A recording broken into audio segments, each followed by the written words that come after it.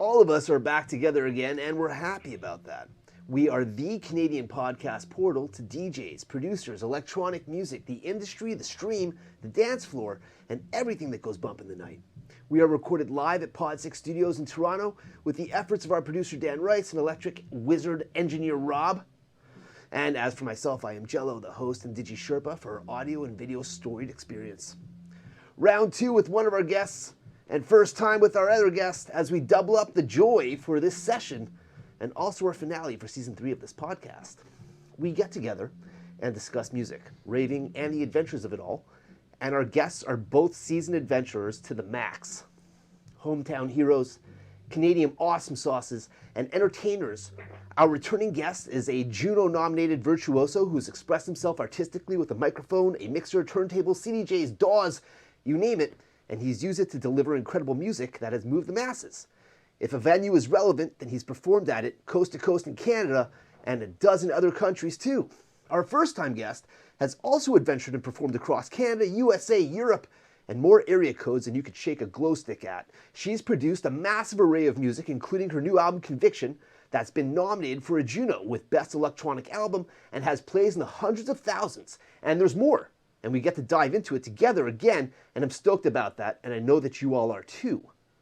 If you're familiar with this intro to our podcast, then you know what's up as we get down nearly 14 feet underground in the utility room with Flipside and Sydney Blu. Welcome to the show. Hi. Thank you. Hi. Thank you. Thank you That's for a great having me. intro. That was honestly, I have to give was you a very dap for that. impressive. That was the fire. All right. Like to make me stay quiet, that's impressive. All right. Well, everything was true. That's all. A double again. I'm in it. Okay. Awesome. And hey, and welcome. Even though you're away, you're still with us. I can feel your presence. Thanks for having me. Is it super busy times right now? Do you feel like you're a bit in like on a wheel and running it? Yeah. Or a virtual Peloton? Yeah. Literally. But it's all good. This is the first time for you working with the Junos to this capacity. Yeah, it's a lot. But I'm not really doing anything. I mean, we did our heavy lifting back in September and October, and now we're just like attending. And everything that's happening this week is the event and stuff, getting ready, figuring out what to wear. You know what I mean? is that something? Have you been like self-modeling at home in front of the mirror and being like, this outfit? Like, no, not this. We find something else. No, I'm actually really excited because I got a couple designers dressing me for the show on Saturday and Sunday. So I'm like being loaned a couple dresses, which is like totally weird, but pretty exciting. Yeah. That really feels fancy. Yeah, I'm really excited. Yeah, I can see the smile. That's real. You must be stoked. Is it designers that you admired, or is it new? Yeah, honestly, the one of the dresses that I'm wearing on Saturday, it's by Rockin' Karma. I'm not sure if you've heard of Rockin'. It's a store on Queen Street, and she's been around forever. And then on Sunday, I'm wearing like an actual couture dress. By the way, I'm totally not this kind of a person. I don't know any of this stuff. Why not? What's wrong with the fashion conscious and the expression? I'm a tomboy. I don't know. Okay. Like basic stuff, you know. But like the girl that's helping me dress me, like she's all about it. And I mean, I'm really grateful to have somebody helping me with it. Are you going to the Junos as well? Yes, I am. So have you also been picking out outfits and figuring out what you're gonna Totally. Sport? Because it's not your first time going to the Junos. You performed the Dead Mouse. You did My Friend Live. Correct. Right, but you were in t-shirt and jeans for that. Yeah, well, I wore at the time I was working with a clothing company called Carve out of Montreal. Okay. And this year I've actually reunited with Greg from Snug. Okay. And I had him design a custom shirt for the gala, as well as a beautiful suit that looks like it's something out of the Matrix. Oh, sick. Started planning it with him back in March. So it's been a labor of love. He shipped it to me. I had to put it on. I learned some tricks like where to pin where I want it to fit.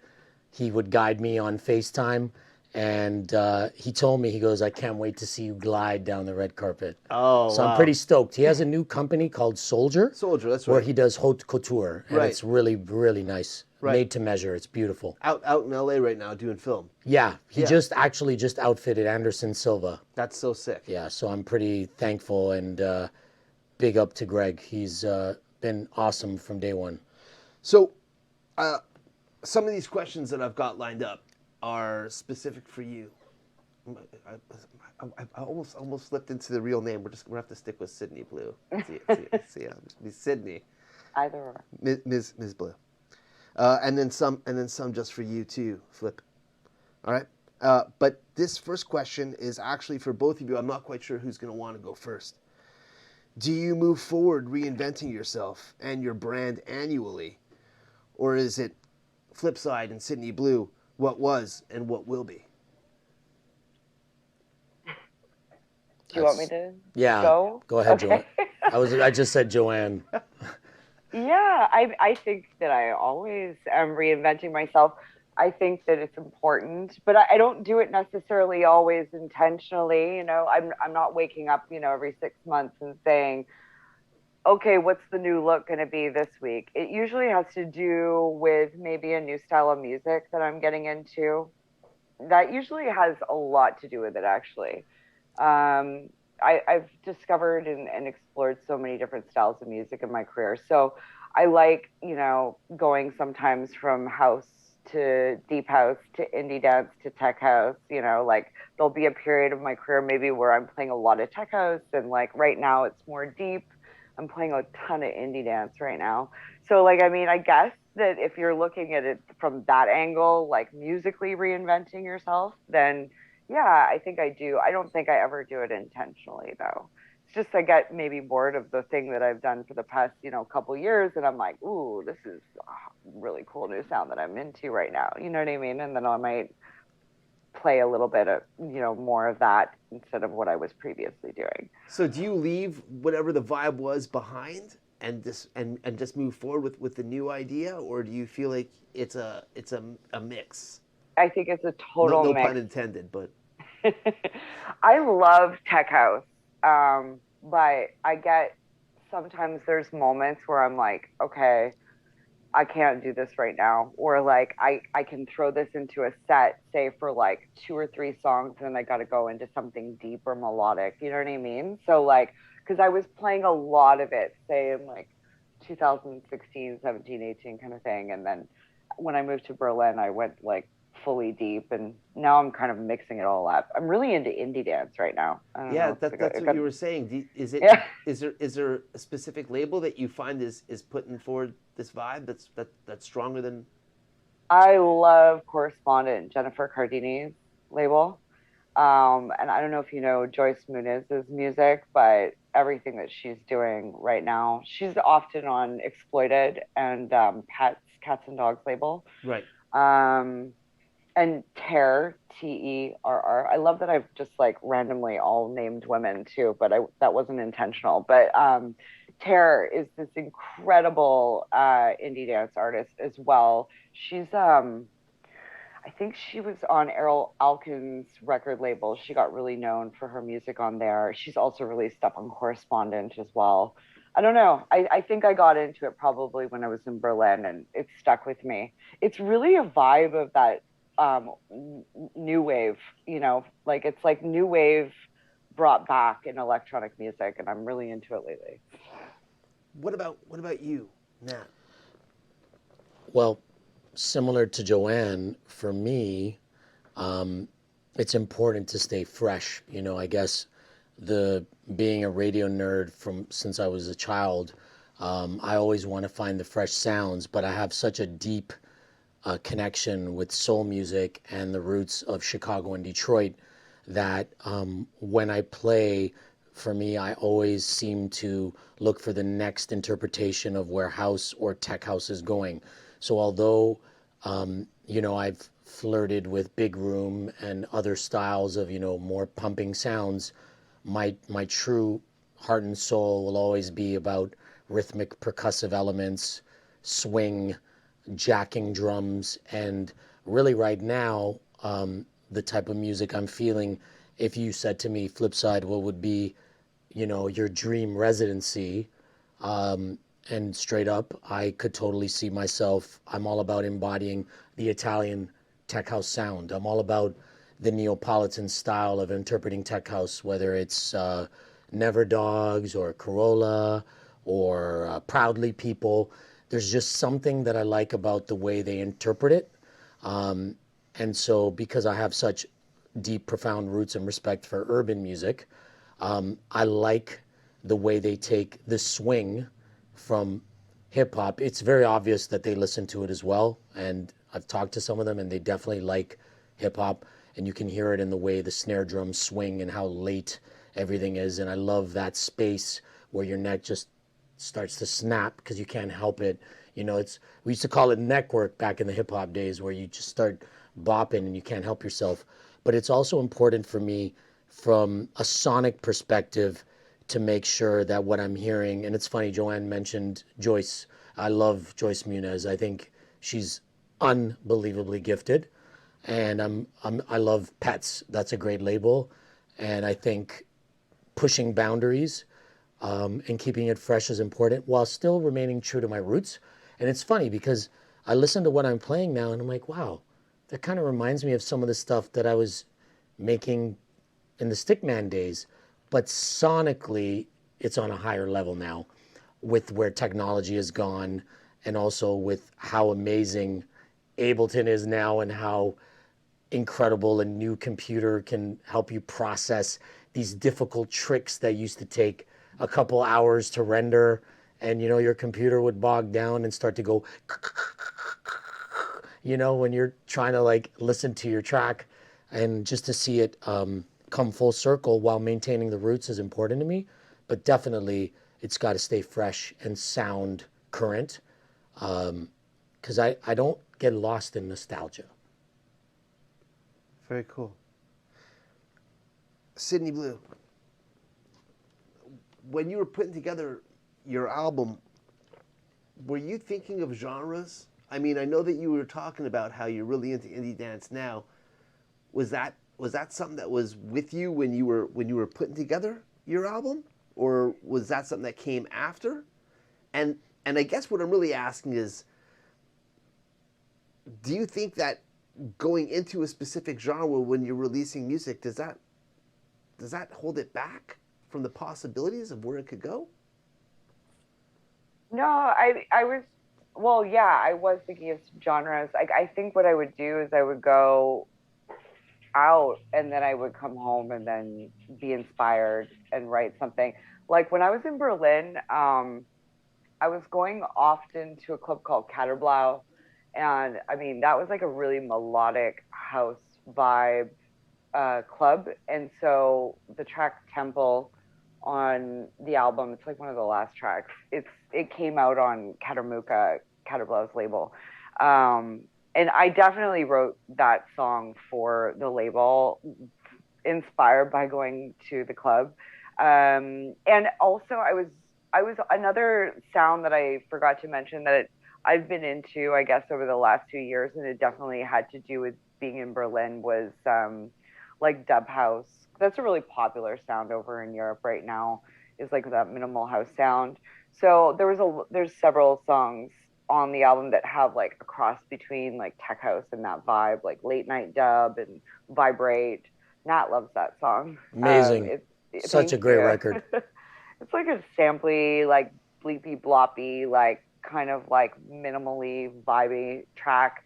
And then you've got Monologue, which is like indie dance. It's like very 80s. And that was co-written by Fritz Helder. And like we definitely had like this whole 80s vibe that we wanted to do with the track, the way that the synths were written. Like it was very like simple 80s vibe bass line. And then the last few tracks on the album were written literally when I got back to Thunder Bay. And COVID-19 had started. And I literally finished the last few tracks on my mom's kitchen table. Like Conspiracy, the track that I released on Reinventing, I licensed it to the album. That is a very basic record with just a vocal on it. It's just like a throbbing tech house track, and then To the Ground is the second big vocal on the record, and that was written in Thunder Bay. But like, I don't know, the album's literally all over the place, but like, I'm proud of it. I worked really hard on it. It took about 3 years to make, probably. I think one of the very first tracks that was written for it was called Train to Spandau, and that was written in like 2018. It came out in 2021, so it was a long road. But yeah, it's all over the place, but it all had to do with like how I was being inspired at that moment, you know. Did the pandemic add fuel for the creativity for what it was you were trying to do? Did you find that it was helping you being at your mom's kitchen table in Thunder Bay? Was that? Well, the album was funded by Factor, and I had a deadline. Like, I had to hand it in or it was going to get canceled. So like, basically, like, I found out that I got the grant, like, I don't know, at the beginning of 2020. I had already written, you have to hand in 10 songs. When you get a JSR, obviously there's like a million different kinds of Factor grants you can get. But we applied for the JSR, which is the juried sound recording, which is like a very long, complicated, you get a grant writer, and you have to hand in 10 songs in order to get funded. And so I had already had like 6 tracks written that I was going to release anyways. And so we just put them on the album. But then, I don't know, I think I found out I got it in like 2020, January 2020. And I had to hand all 10 songs on by August 2020. So, I mean, during the pandemic, it gave me something to do. It was like, I had to get these songs done. So I think I handed the very last song that I handed in for the album was To the Ground, the vocal that I wrote with Jenny Vega. And yeah, that was done in August 2020. Nat, you performed for many years alongside Freaky Flow. Yes. Was there ever a want or a desire to tour with another drum and bass DJ? Actually, yes. Absolutely. Did you have a wish list? Was it just one? Was it one human, or was there more? To be straight up with you, and it's Steve and I are still friends. Cool. We get along very well to this day, and it was actually Aphrodite. We were in Miami in 2000, and I was freestyling at the World of Drum and Bass, and Gavin stopped me. And sorry, Steve, if I'm telling this story, but Gavin pulled me aside and he's like, Gavin is Aphrodite. yeah. Okay. And he was like, Flipside, you know, I'm not going to do the British accent. Yeah, they always get mad at me. No, I do it to Mark Knight on the phone all the time. Give it a shot. He's like, hey, Mark. And he's like, stop it. So I like to bust him. But right. Basically, Gavin, Aphrodite pulled me aside and he said, you know, with the kind of sound that I play and the type of on-the-spot freestyling that you do and the fact that you don't speak over vocals. And Scott Turner was on your show recently, and I learned about the post from Scott. Right. You know, in my brain, I would know to count 16, 32, 64, and know when to cut it before the vocals kick in. And Aphrodite said, you know, we would do a lot of magic together if we toured, but I stayed loyal to Steve. But if I could turn back time, I would have told Steve, you know, I have this new opportunity, and I think I want to try it. But you know, have not done both. It was a learning experience. Cool. I don't regret it because Steve and I did some amazing things together. Right. But those opportunities don't always present themselves. However, Gavin respected that I was loyal, and he did add us to the Urban Agency in the UK, right. And that was amazing. We did 4 UK tours that did really well. Places like Exeter. We played, you know, the Bristol Academy. I'm trying to remember, Brixton. Man. It was a while ago. BRIX. Yes, right, yeah. Brixton Academy for SS. Right. We played Isle of Wight, Portsmouth, everywhere. It was wild. Peterborough, UK, just up and down the country, and it was amazing, as well as places like Slovenia, Holland, you know, France. It was wild, but it was fun. But if I could Definitely, it's actually good that you asked me that question because I'm remembering now. I had dinner with Dillinger and Lemon D in New Orleans. We were playing for Donnie Espinal, and we were there. And I went to Voodoo Fest to check out 50 Cent. And that night, I had dinner with Dillinger and Lemon. And Lemon D was like, you know, it's hard to meet MCs that actually understand DJing as well, and that know when to toast and when not to. And definitely would have been wild to have toured with Dillinger for sure. Right. And it was With a the nice with the Valve compliment. sound system? Totally, with that obnoxiously incredible bass. Ridiculous. But yeah, I mean, it would rattle your abdominal. Yeah, you know? it would make you throw up on the dance floor. Totally, in your abdomen. But to receive that type of compliment from Lemon D meant a lot to me. Awesome. Sydney Blu, why was it important for you to tour as a performer? I mean, I love playing in front of people. That's been. But could you not get that same experience, like for example, in the 416 or 905, like just like general Ontario area? Like why did you want to get out of the province?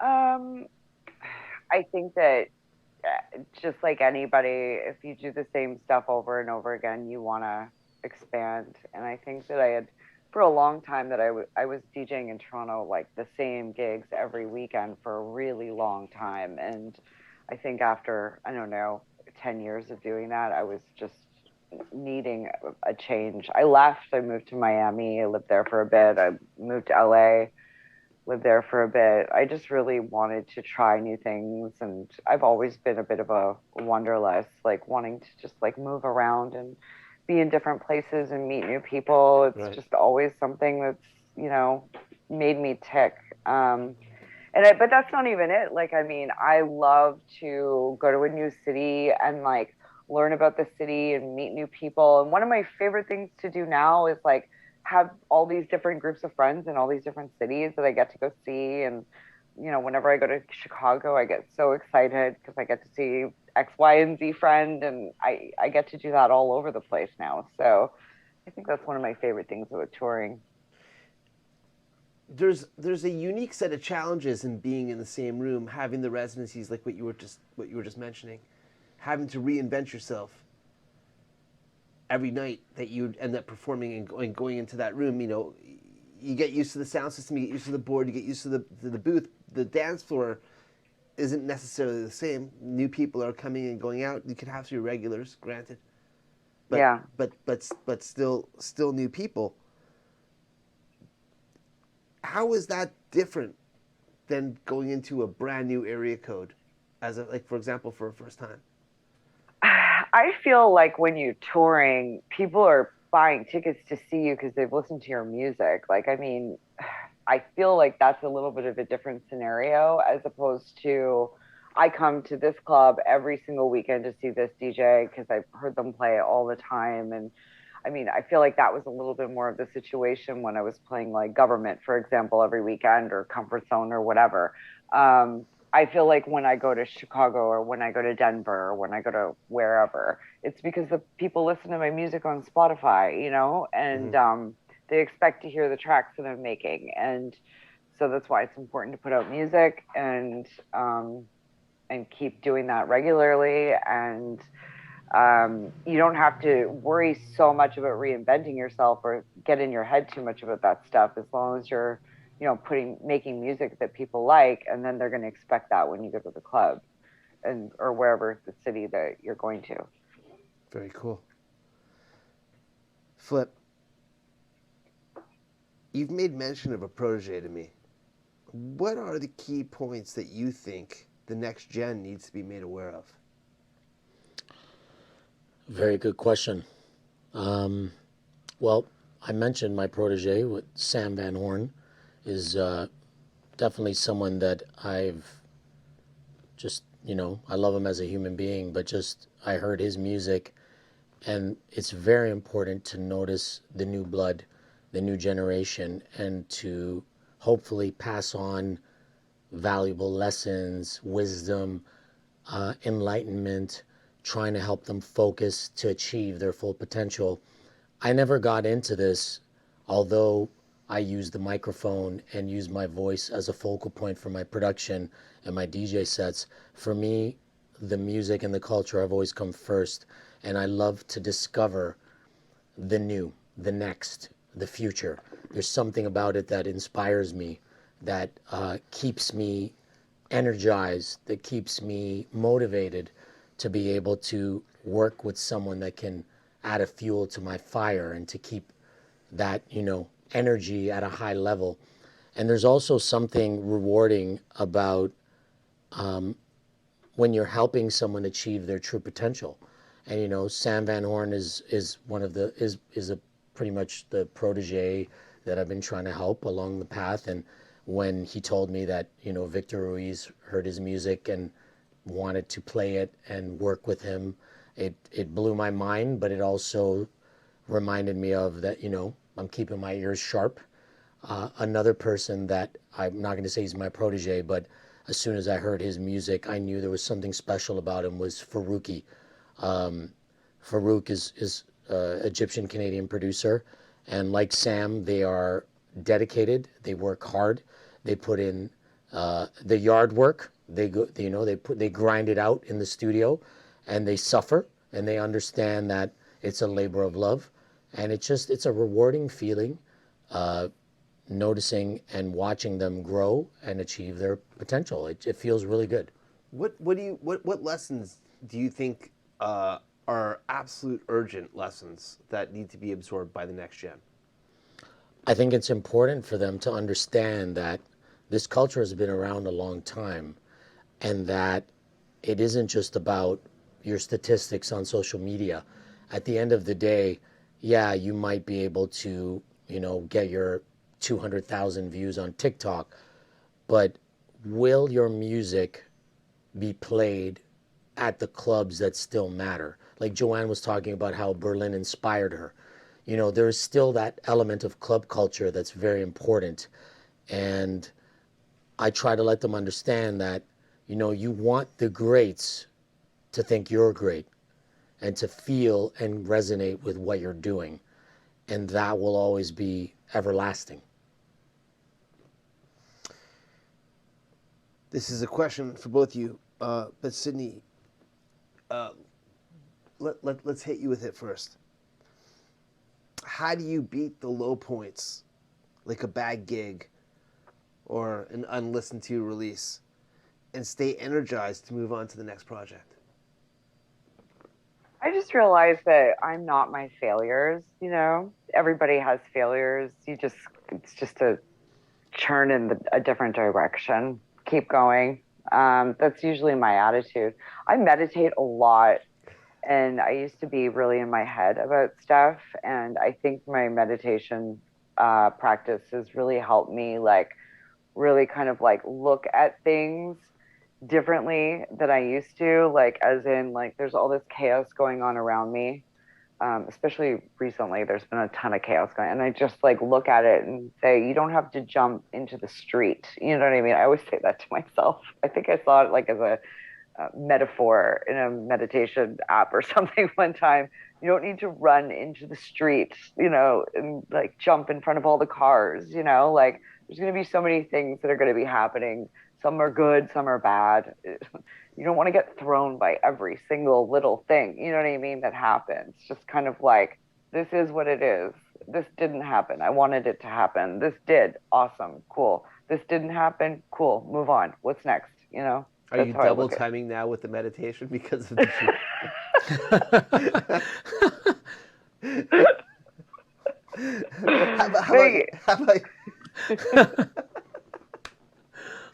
How about you? How do you beat the bad times? It's a great question. Not to quote, to jump on what Joanne said, but I mentioned it on the last time I was on your show. I do meditate, but honestly, my Peloton, there's something about riding fast and as soon as I turn up the tension, but also throwing some weights around. And I also like to box. Okay. So I'll do shadow boxing and just, throw heavy, throw light, and lots of push-ups. and honestly, therapy. Okay. If I need it, I'll call, and it's great to talk it out. And it's going to pass, right? Like, you've got high moments and low moments. That's part of life. The yin and the yang, it's part of coexisting. It's part of the balance of life. So I know when the lows are happening that they're going to pass. This show, specifically this episode, we've gone one extra episode in this season. We were supposed to. The last episode was supposed to be the last episode, but I felt like we had to talk about something because I got a phone call from that in regards to a different episode. All of the guests have got obviously varying opinions, and this was about the Junos and Factor. And I felt like it would probably be great to have balance in the Force, much like Star Wars, here in Utility Room. So I definitely think that to get the other side of the opinion, it would be obvious to have the people that are behind the scenes that are working it to give the answers. So that's why I'm really happy that both of you are with me today. So thanks for being on the show. And here we go. What is your role in the Junos? I am chair of Underground Dance Single of the Year, brand new category. Okay. How long did it take for that to come about? It took us like 3 years. Like, the very first time that I had the idea about it, I think I called Nat, and I think that was 2017 or something. And that's when we started talking about it.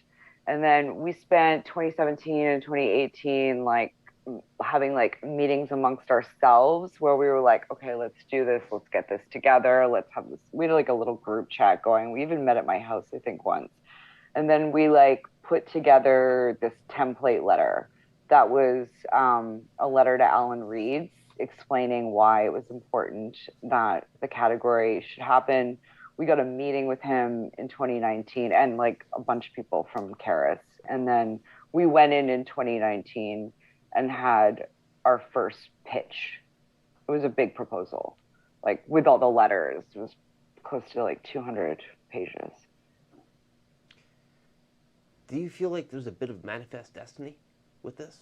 Because you were working on it for a great deal of time, you saw it as a vision, and it's materialized now?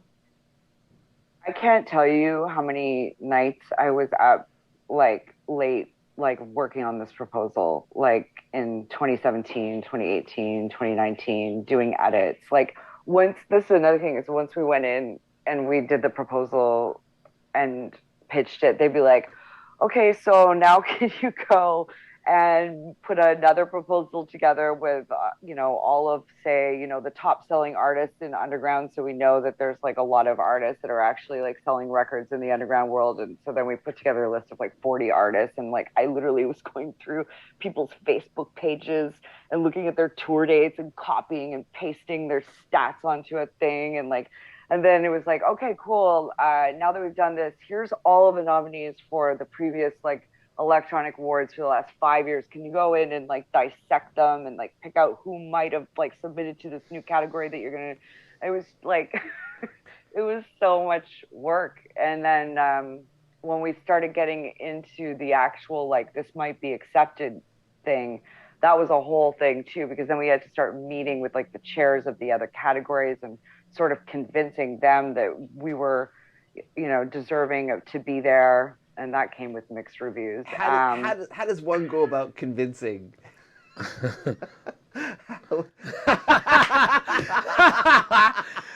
Woo! So there wasn't a lot of convincing on one side, let me tell you. But yeah, exactly. You know what? The best thing about the fact that we did all that legwork was that when it came to you need to sit, I love Nat said, I think, use this analogy. You have to sit and play well in the sandbox with the other categories, basically.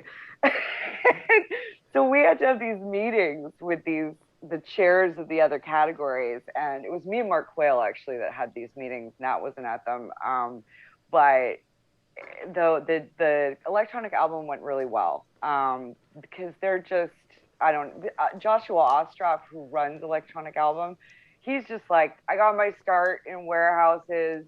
You guys should happen. Like, you know, underground music is a thing. Like, this should totally happen. But he was just like, but we don't want to change our category. Like, we're the album category. We want to represent all electronic albums. And we were like, okay, fair enough. But then when we had to go and have a meeting with the dance recording people, that was a whole, that was not a friendly meeting. And I don't care. I don't mind saying that because it wasn't. And we had to basically like go in there and tell them like, okay, this is what we think that our category description should be.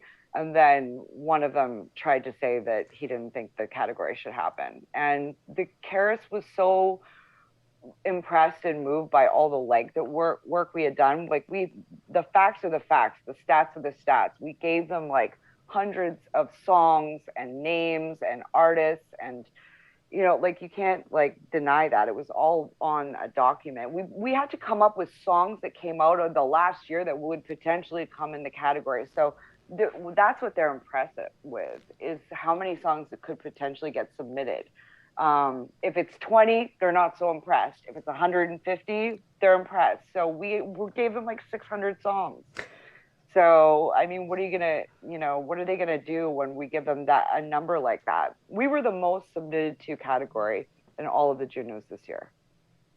That's amazing. Yeah. I mean, it was our first year. We'll see what happens next year. But it's awesome that you brought that up, because I wanted to know, how do the Juno submissions and selections work? Yeah. So basically, the way it works is there's a period that goes from September to November where there's a committee of people, and these people are chosen from across Canada. There's like 1 or 2 people from BC. There's 2 people from Alberta. We have 1 person that represents the prairies. We have like 2 or 3 that represent Ontario. We have 2 that represent Quebec. We have 1 that represents the Maritimes, and we have 1 that represents the Yukon, Nunavut, and Northwest Territories. So these people are people who know a lot of people. They work in the industry. Nat is one of the people on our committee. And their job is to go to people who have released music over the course. They're kind of like promoters. Like they go to people who have released music over the course of the last year, and they say, hey man, you've released a wicked track this past year. You should really submit to the Junos. It's a great record. That's basically their job. And like these people might also find out about the submissions because they're interested. But for the most part, most of our submissions happen because somebody on the committee approached them. Like I contacted people's managements and said, hey, like, you know, you should get your artist to submit. I really like this track came out, it's eligible, etc. So that's the job of the committee. So in November, once the deadline is over, all of the tracks that were submitted are put into they're uploaded to the Karis website. And then the people on the committee, we all meet once. This is their final job. We all have a big meeting and we go through all of the songs. And it's not up to us to say what we think of the songs. All we do is, if it doesn't fit in the category genre, like for example, if it's like too commercial, if it sounds like a hip hop record, if it sounds like a world music record, if it sounds like it should go on Dance Recording of the Year because it's too commercial. There were several records that were bumped to Dance Recording of the Year. Then we do a bump suggestion. Like, this shouldn't be here. We think that it should be in this category instead. And that's good sometimes for the artist because, for example, we bumped one record specifically, that one of the records that got nominated in Dance Recording of the Year this year was nominated in Dance Recording of the Year. So if we hadn't bumped that, it potentially would have, got lost in a shuffle of underground records. So it's our job to basically say, yes, this fits in the category, or no, this doesn't fit in the category. There's usually like just a handful of tracks that might not fit in the category, and that's it. And that's the end of the committee's job. And so the way that it's judged is, over the course of that few months, September to November or whatever, we go to each person on the committee if they are not an artist. If they're an artist, we do not ask them this because it's a conflict. We say, do you know people that are experts in electronic music that could potentially judge the category? And say Andrea Graham, the librarian from BC, she'll be like, yeah, I know 5 people, not affiliated with anybody. These people have been in the scene for a long time. They would be good to judge. And Andrea, say, submitted those names this year because she decided not to submit any songs under the name The Librarian. I did not go to Nat, for example, and ask him to recommend potential judges because he was going to submit. There were like a couple other artists on the committee, and I'm not going to go to them. They're not going to be asked to recommend judges because that could be conflicting. And then what happens is there's like a spreadsheet of like 150 names that are collected from all over Canada of people who could be potential judges. These people are not supposed to be affiliated with any artist. They're not supposed to work for a record label. They're not supposed to have any ties to anything specifically. And then those 150 names are given to Karis, the Junos. And then Karis and the Junos take them. And then over the course of November, December, January, and February, they contact these people, they vet them, they say, would you be interested in potentially judging the category? They make sure that they're not affiliated with anything and there's no conflicts and stuff. And they choose 10 random people anonymously that nobody knows. And they make them sign an NDA saying that they will not ever say that they were a judge. And nobody knows who ends up being the judge. I don't know. Nobody on the committee knows who ends up being the judge. Karis is the only people that know. They choose them randomly and anonymously. And then in March, the nominees come out and we all find out about it together. And then after that, the nominees are chosen. And then those 5 nominees go back to the same 10 judges, and those 10 judges pick their number 1, and that's who wins the Juno. And that's how it is. So it's totally anonymous, and nobody on the committee has anything to do with the judging. And that's why there's people on the committee who are often artists that submit. Who's overseeing this anonymity? The judging or the other it stuff? Sounds like the process is, while you're running through it, it's complicated. It's reductive, 10 to 5 to a different group of people out to this territory, back to this province.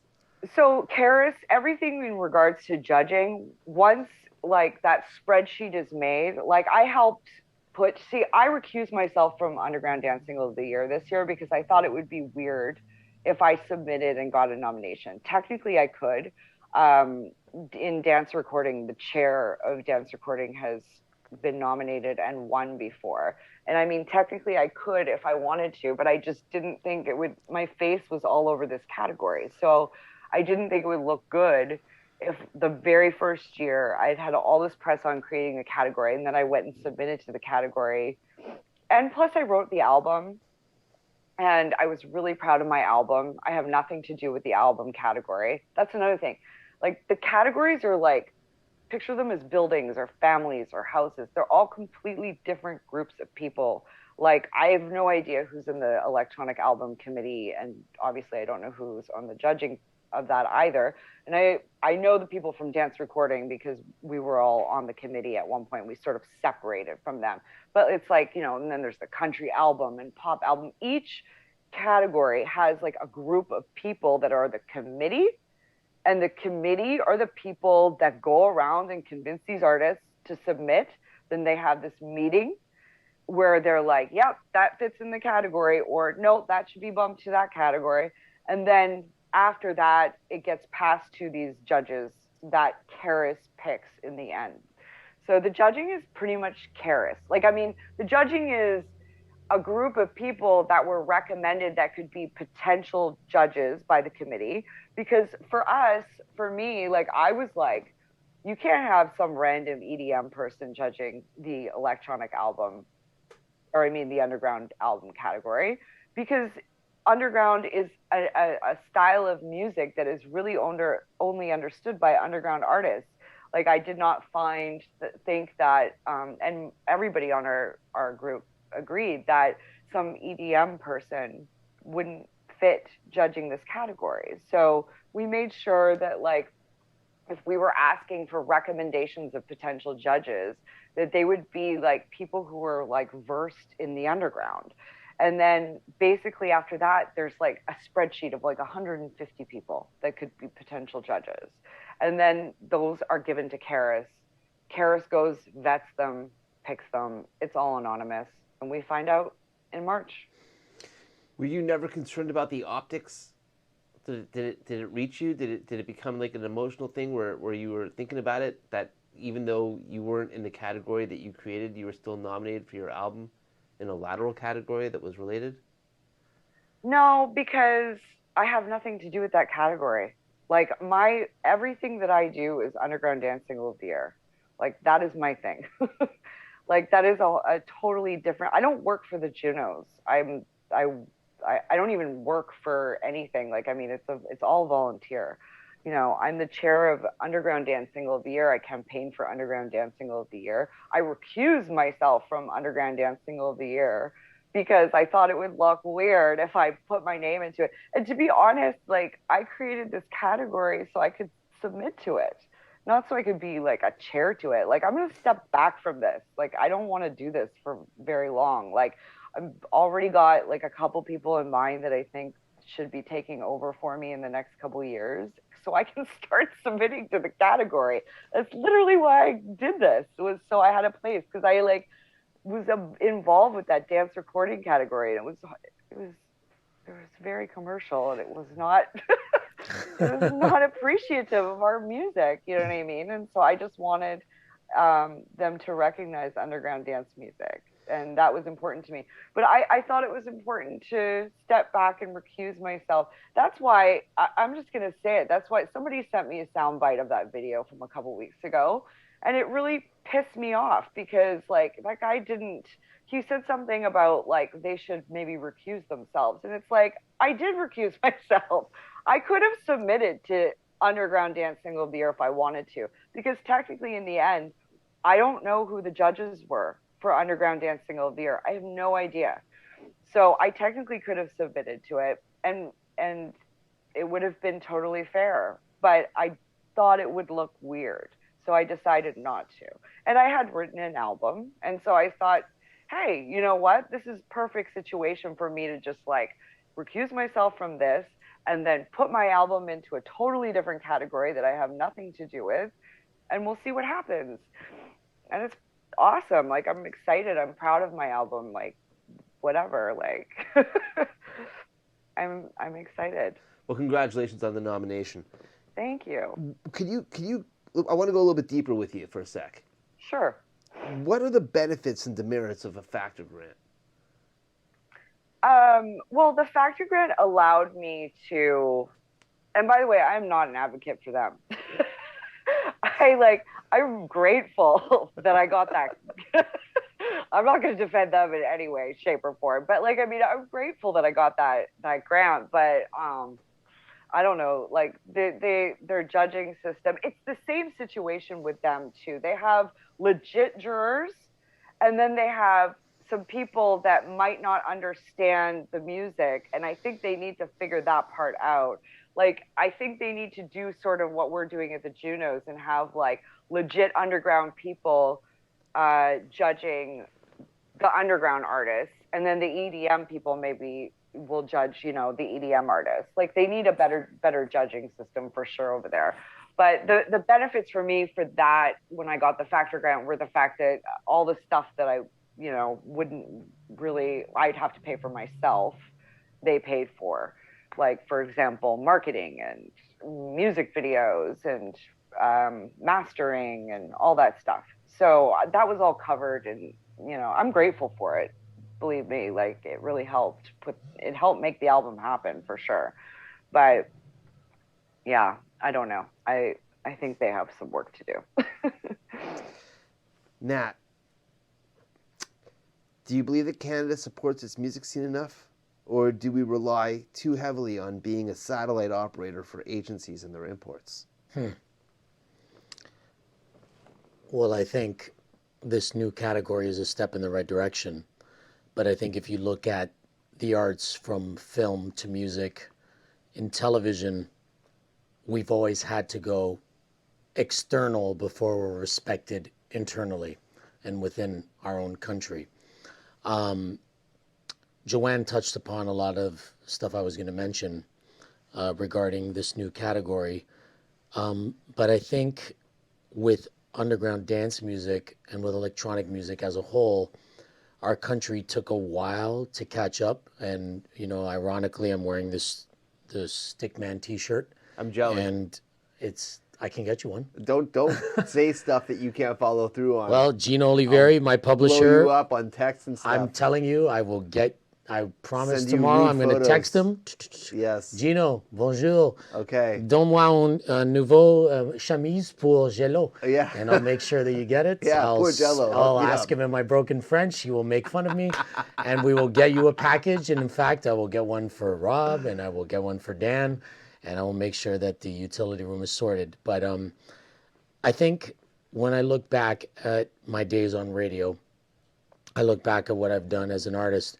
I look back at statistics that I'm still doing as an artist. When I look at my plays around the world, it's fascinating to me that a lot of my Spotify plays are America, Australia, Germany, England. When I look at the fact that someone like artists that Dan respects, like Crafty and Decline, Roger Sanchez, Mark Knight, they're calling me, asking me for top lines.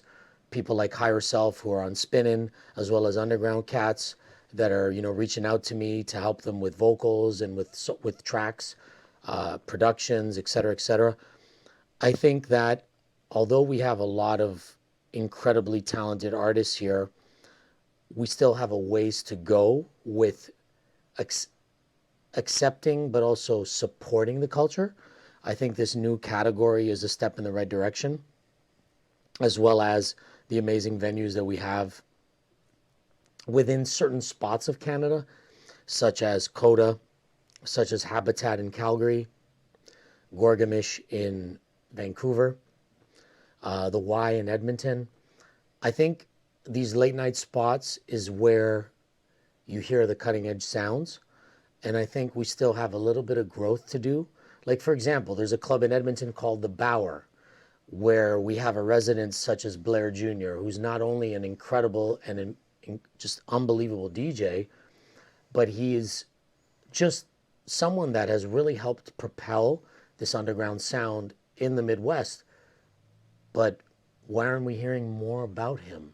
Why aren't we hearing more about someone like a David Stone, who's had one of the best radio shows in Canada, in my humble opinion? I don't even know how many years I've been running. Totally. Right. We know this because Joanne, you, myself, he's played our music, he's interviewed us, he's given us the time of day. But we need more of that, right? Like, I respect Block Party, I respect what the CBC is doing, but I think it's time to showcase where this sound is and all of the subgenres that have reached this unbelievable level, from the Marcus Visionaries all the way to the art departments and everything in between. I think it's time that they realize that we're here, we're not going anywhere, and this is forever. And the new generation, all the artists that we're inspiring, I think it's important that, you know, where's the new Energy 108? Where's that new satellite radio? You know, could Z103 use a program like this? Could something on a major station in Edmonton, in Calgary, is perhaps the CBC? Is it time for a new underground electronic show? They do showcase eclectic stuff, but, you know, the club beat, the pulse, you know, you're looking at a guy like Simon Doty on Juno Beats, and so many other artists, you know, Shelley Johansson, et cetera, et cetera. I could name hundreds of artists that are crushing it around the globe. Even, you know, the other day, Faruqi getting played at Music On, or Crimson signing to Nora On Pure's label. I can list examples here for hours in so many subgenres. And I just sometimes think our country needs to get to it faster. And I think this genre is a step in the right direction, this new underground dance category. Like, to add to what Joanne said, and again, I have nothing but respect for Chris Hughes. He's always been nice to me. I've done remixes on his label, so this is nowhere from an egotistical place. But to make a comment to counter what he said about nepotism, I've been on the committee trying to help push dance music since 2010, and I've been nominated once. So that's once in 12 years. If that's nepotism, then it's pretty bad. Is it possible that there's yin and yang to the scenario too? Like for all the goodness that there could be with you, that there could be something negative with someone else? That's true. That is possible because I can't tell or ever guess what's in someone's brain or where they're at emotionally. It's none of my business to guess, but it's impossible to know what we're both thinking at this exact moment. That's what makes us amazing human beings and complicated. But I do think that Canada is a breeding ground for incredible talent. Like, I remember hearing one of the submissions for the underground dance category as a committee member, and Joanne pointed it out to me when we would have our phone calls, that it was an artist out of a village in the Yukon. And Jello, I gotta send you this track.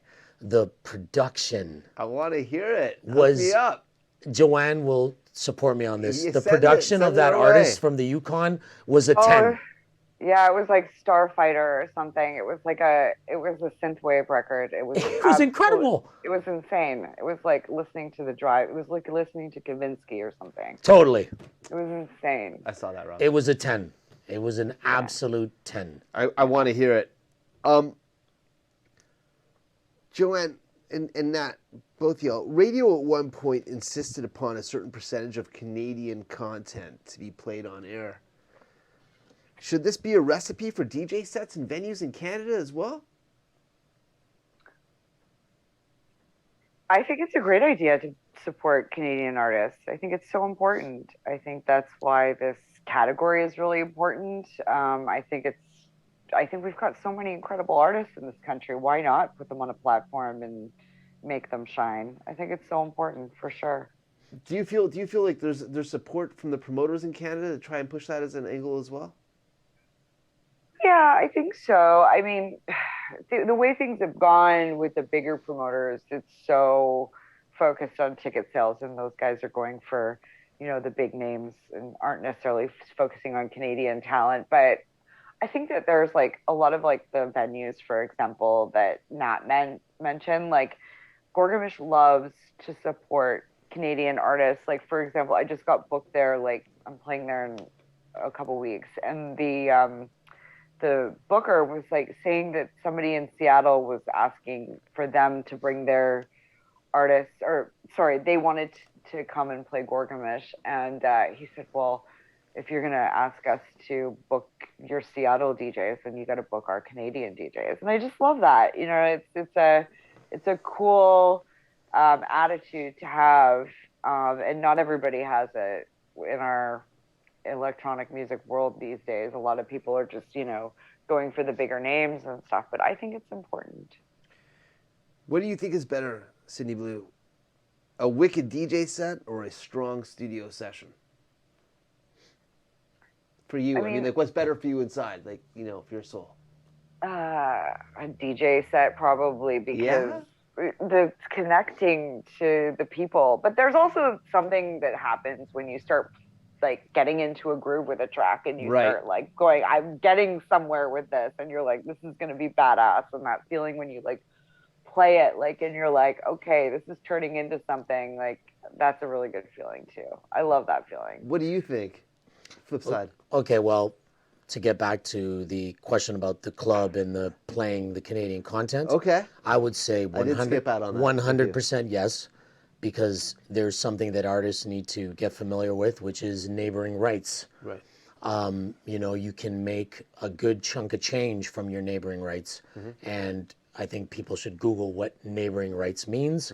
But that does come from being played in clubs, and I absolutely think that in Canada, it's time, because we have the sonic level. It's at that international level. It's not like, do you remember, I'm aging myself here, but when we were, teenagers. Is that bad that you're aging yourself? No, because, The Peloton keeps me thriving. So, you know, you Right. remember like when we were kids, you'd watch Degrassi and then the Canadian show would come on and it would look low budget. Okay. That's not the case anymore. Right. And with our music, it's definitely not the case. When our shit is getting played all over the place and being featured by legends such as Pete Tong, you know, we know we're at that level. And when you're looking at some of the greatest DJs that are playing around the world, they're Canadian, it's time. But to get to that other point about where do I get inspired, I would say for me, it's about split down the middle. Because sometimes a DJ set, if I really crush it, I can feel that high for weeks and weeks and weeks. But there's something about whether I'm creating an instrumental and playing a melody that I know is going to touch somebody in their heart on my synths, then I know, okay, I've got something special. But there's also something magical about when I'm writing bars.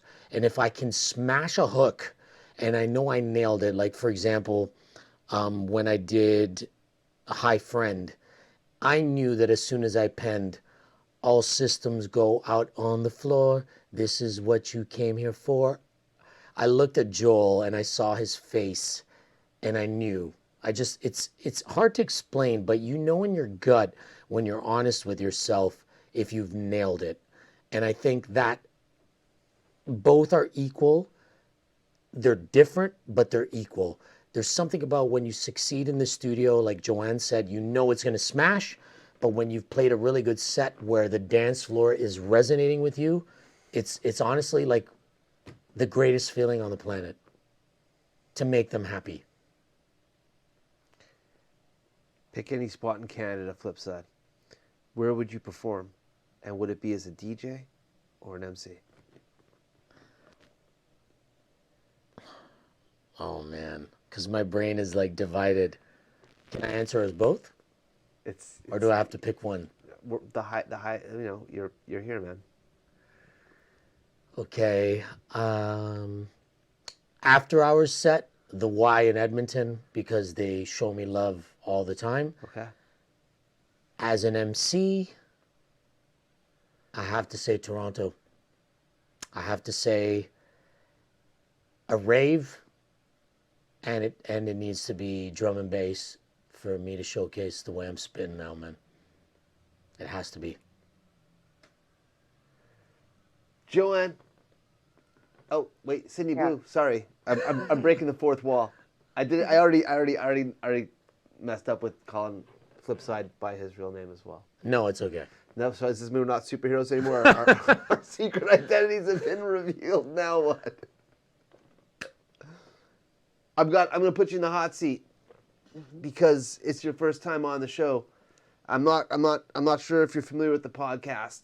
At this stage, when we get to near the end of our time together, our first threesome.